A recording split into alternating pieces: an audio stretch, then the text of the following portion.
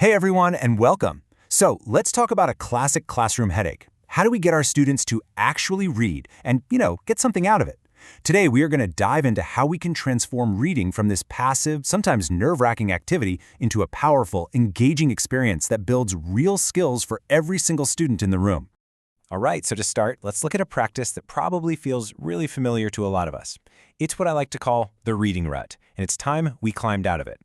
Does this ring a bell? The teacher picks one student to read a paragraph, then that student nervously picks the next person, and on it goes. Yep, we're talking about round robin or popcorn reading. It's been around forever, but you know what? It's deeply, deeply flawed. And here's the crazy thing about it. It fails everyone at the exact same time. For the student who's up, especially if they're a struggling reader, it can be just awful. It's public, it's stressful, and it can create a lot of shame and anxiety. Meanwhile, what about everybody else? Well, they're either bored, totally distracted, or just anxiously counting paragraphs to see if they're going to be next. The bottom line is almost nobody is actually doing any meaningful reading. And listen, this isn't just a hunch. The research is crystal clear on this. Experts like Tim Shanahan point out that this practice has damaging or deleterious impact, not just on the reader, but on all the other kids trying to follow along.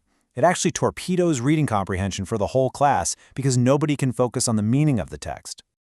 Okay, so if that's the problem, what on earth is the solution? Well, there is a much, much better way. Let's talk about a powerful approach called active reading. So here's the big idea, the fundamental shift.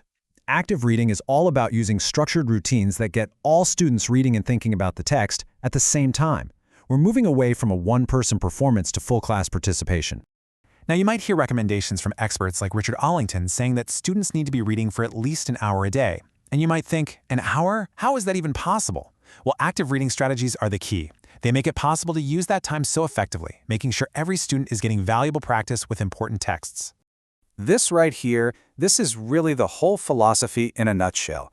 It's so simple but so profound. When you make sure that all students are reading, that's when all students really start to grow.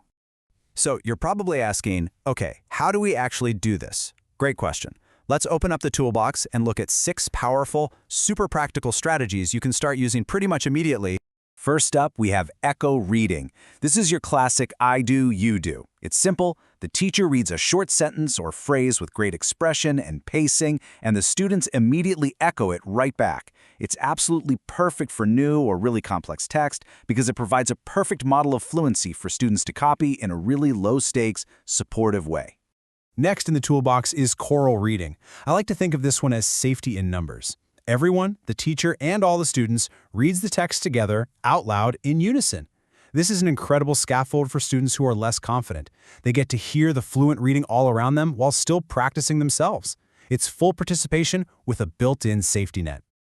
All right, strategy number 3 is close reading. This one is fantastic for keeping everyone focused and on their toes.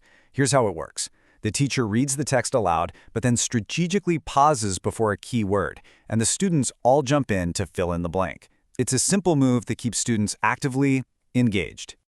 Now let's talk about partner reading. This one takes a little bit of prep work, but wow, the payoff is massive. You have to be strategic. Pair students thoughtfully, give them clear roles, and, this is key, you have to actually teach them how to give good, helpful feedback. And this me or we option is just brilliant. It means a student can choose to read their part alone by saying me, or if they're feeling a bit unsure, they can say we and ask their partner to read along with them. It gives them so much agency and control. Duet reading is a little more intensive, a little more focused. This is where a student and a more proficient reader, like a teacher or even a peer mentor, huddle up over one copy of a text and read it aloud together. It's like having a personal coach right there with you, providing that real-time modeling that can be so powerful for building accuracy and confidence on tricky texts. And finally, number 6 is whisper reading. Okay, super important point here. This is not silent, independent reading. In whisper reading, all students are reading the same text at the same time, but they're reading it out loud in a quiet voice, like a whisper.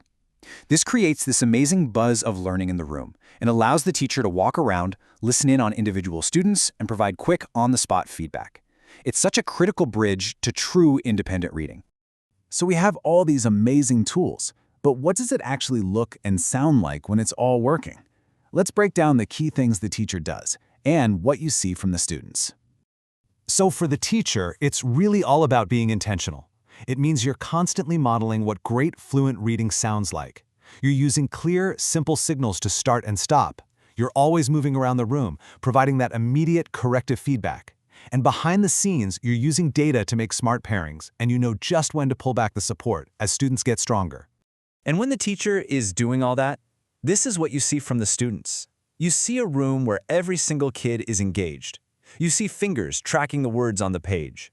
You hear them echoing the teacher's expression. You see partners working together respectfully. It's a classroom full of active, focused readers. It's a beautiful thing. Now, let's be real. Making this happen isn't like flipping a switch. It's a journey. It's a path of professional growth. So let's take a quick look at what that path to mastery might look like for a teacher. This proficiency scale is such a helpful tool. Think of it as a roadmap that helps you see where you are right now and what your next steps could be to get even more effective with these strategies. So everyone's journey starts somewhere, and often it's right here at level 0.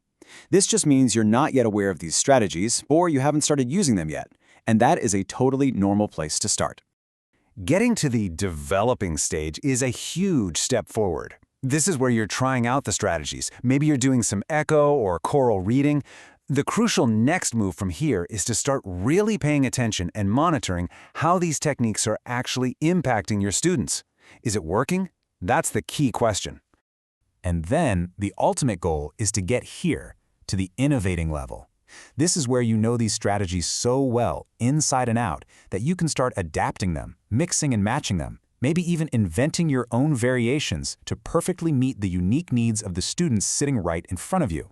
Because really, when we boil it all down, this is why we do it. It's about creating a classroom where every single learner participates, every learner gets the practice they need, and every single learner makes real, meaningful progress. So now that you've seen this incredible toolbox of strategies, from echo reading to partner reading to whisper reading, there's really only one question left to ask yourself. Which new tool are you going to use first?